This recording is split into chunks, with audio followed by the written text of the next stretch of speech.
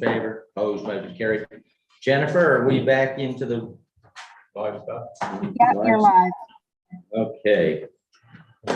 So I've done the approval of the agenda, I think. Yeah. We're 7.1. Moving right along. Yeah, and I've done some Well, I don't know. public input. There was nothing. We're just receive that as information. Well, that's what I would suggest, but that's. I will move, we receive 7.1 as information. Second. I'll second the motion. Well, at this point, Okay, so I guess I have a question on the motion. Does that mean we are not attending that meeting? Because I know I will not. I would suggest that we need to, we're receiving the motion, waiting for a response from MODL. And whether the meeting has been changed. Basically knowing that that the date does not work for MODL at this point in time. So we're waiting to see if there's a change in date, whether it's going to be. Yeah, I don't know what else to say. That's actually a fair suggestion. Didn't think about that. So if, if communication can take place between the organizer of the public meeting or community meeting and the municipal unit or units, then yes. And they have agreed Fair to enough. inform us of what that would be. Fair enough. You know, they changed it. Okay, so I'm on to, there's no public input. Need a vote on that. Oh, vote on the motion. All those in favor of the motion? Opposed, motion's carried. Any public input? No, none. Okay. Okay, so I'm on to, I believe, 1, yes, 88.1A first. yes, A, email from Rob Ashley Blanford, re-indigenous flag. Yeah, that was my issue. I can speak to that if council so wishes. So this was a resident in my area. I spoke to him briefly about having perhaps some recognition of Indigenous unceded territory here, and he wanted to suggest that maybe we fly the Indigenous flag. And I did talk to him about how we have a flag policy, and we have certainly a certain number of flag poles right now, and it's actually not appropriate to fly more than one flag on a pole typically.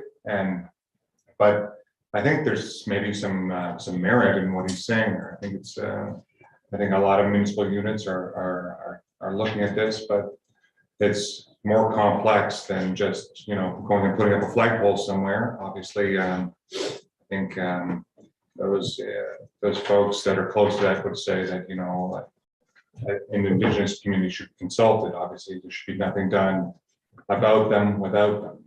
So I think we have our diversity and equity EBI.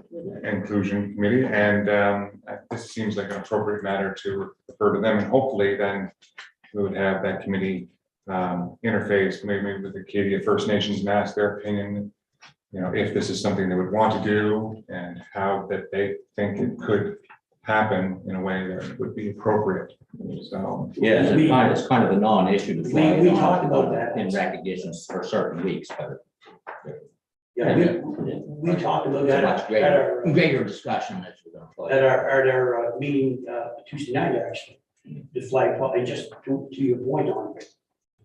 yeah, so It's on the agenda, so we refer to them for discussion first. yes, please.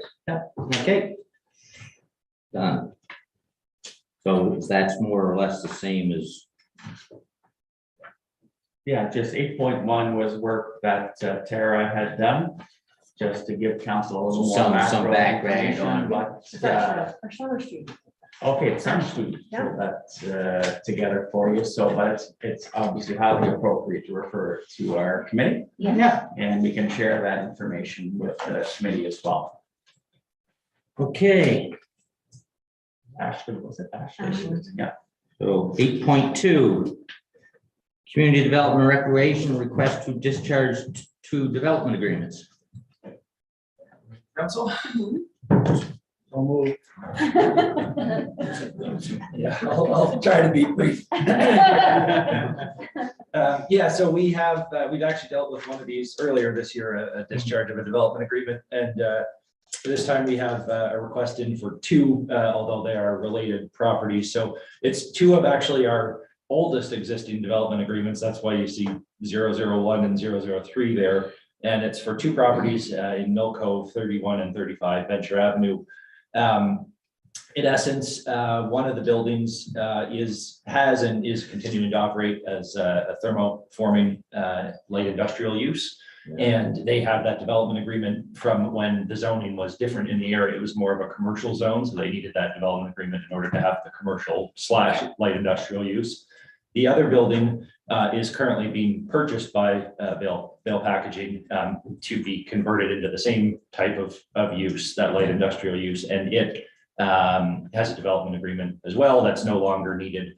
The zoning, which is those properties picked up the mixed use zoning when we brought in the new zoning, and mixed use zoning allows light industrial up to 2,000 square meters of indoor floor area. Both of the buildings are below that currently, and so there's really no need for the development agreement. We've received a completed development permit application for each structure. Those have been reviewed. Permits haven't been issued, but they will be issued pending the discharge here. And the development officer is satisfied that the permits are in good order. And in the motion here, which I had, it said subject to receiving the $100 fee per development agreement. We actually received that fee yesterday. So the fees are in too. So everything is in order from our side, and from staff's perspective, there's no reason to maintain the existing development agreements. So we are basically recommending the discharge of the two. So we would, as we did last time, work with Sam to execute a notice of discharge at the land registry, and that would complete that work. And then we follow up with the property owner. Once we hear back from them, the permit will be issued and they'll be able to continue operations. Okay, does anybody have any issues? Somebody prepared to make a motion, we accept the recommendation? You should have one for each one though. I think. Okay, So yeah, so it would be a motion to discharge for CMDA 001. Yeah. So moved. seconder, Second. discussion, all those in favor? Opposed, motion carried. The motion for CMDA 003 discharge. So moved. Seconder, Second. discussion, all those in favor? Opposed, motion is carried. Thank you.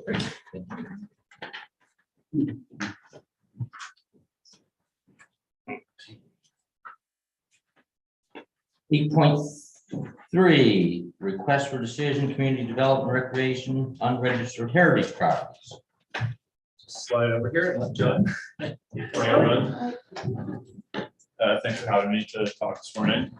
So yeah, my name is John Gaming. I'm the summer co-op planning student working with Garth. And so yeah, just over the first couple of weeks working here, I was doing a review of the municipality's heritage files. And we noticed that there were 16 unregistered heritage properties currently.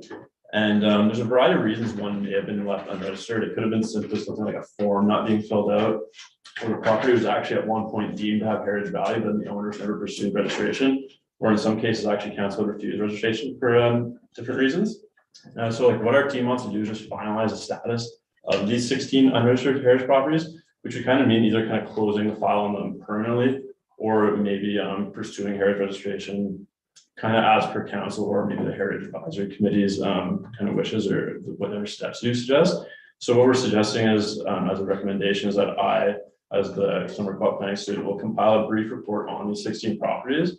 And what we envision is kind of, it'll either conclude on each one whether it is now suitable still to pursue registration, or maybe the file should just be closed more permanently.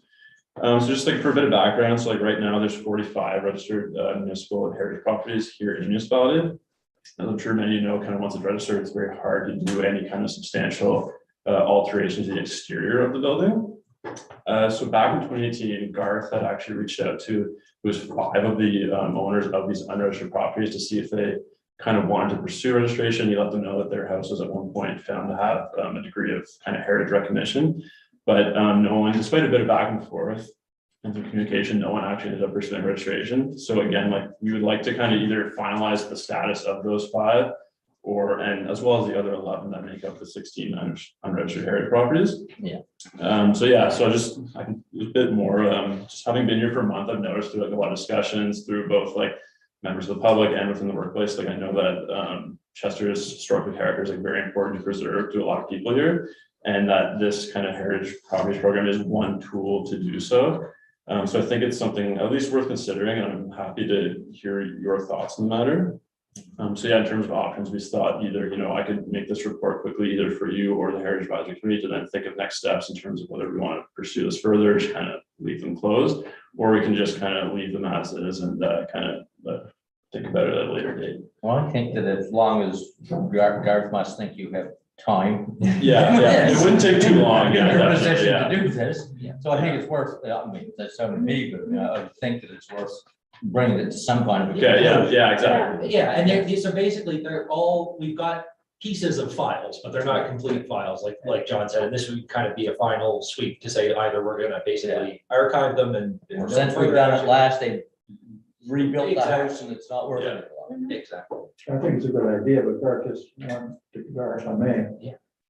At the same time, while we have the staff, you're going to review some of the old development agreements to see which ones we could get rid of. Would that be another project that you might pursue? Yeah, absolutely, that would be, and that what we've done this morning actually is Part of that. taken about an 1/8 of those development agreements I away. understand, but we have had this discussion in the Yeah. past that we should clean up As much as we as can. much as we can, and I think development agreements should be on the list, and if it is. Sure. it's- Yeah, we can. Take your time, I don't want to take away from your plan. No, yeah, that's the balance, is there's a lot, but no, absolutely, I think We have that's someone who can help with that. Right. So you're freed up to keep writing your plan. reviews. Right.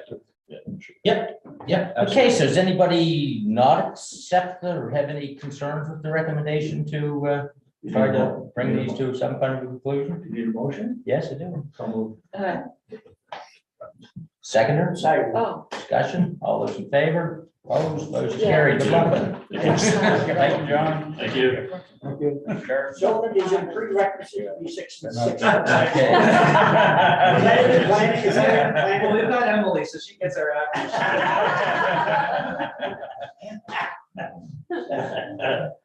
Okay, now to the best of my knowledge, I am on to Tina and the senior Thank you. safety board.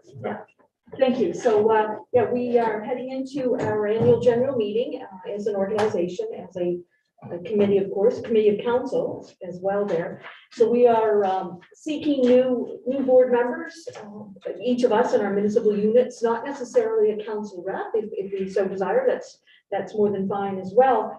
But just to put it out there to to my fellow councilors with the connections and the networks that you're all involved with, just to kind of, again, put that out there as an opportunity. And if you individually have any questions, certainly to put them in touch with me or yourself directly in touch with me, or the chairperson, who is a fellow municipality of Chester individual at the time, David Murdoch. He's been in recently to do the annual report, I'm sorry about that, annual report to us. And that's really just it, just to take the opportunity, the fact that we're, live stream, we're gonna be on So YouTube. if there's an interest out there. Yeah, so it can be from one end of the municipal unit to the other and every point in between, and that extends throughout the county of Lunenburg. So just to put that out there, David had hoped to be here as chair and a resident of this municipal unit to speak under public input, but he had another commitment the first part of the meeting, so he wasn't going to be able to do that. So we just asked him to please do that. Okay. Any questions, anybody? So just, somebody's interested? Thank you. Okay, thank you. That's the end of the agenda. Motion to adjourn. So long. Second.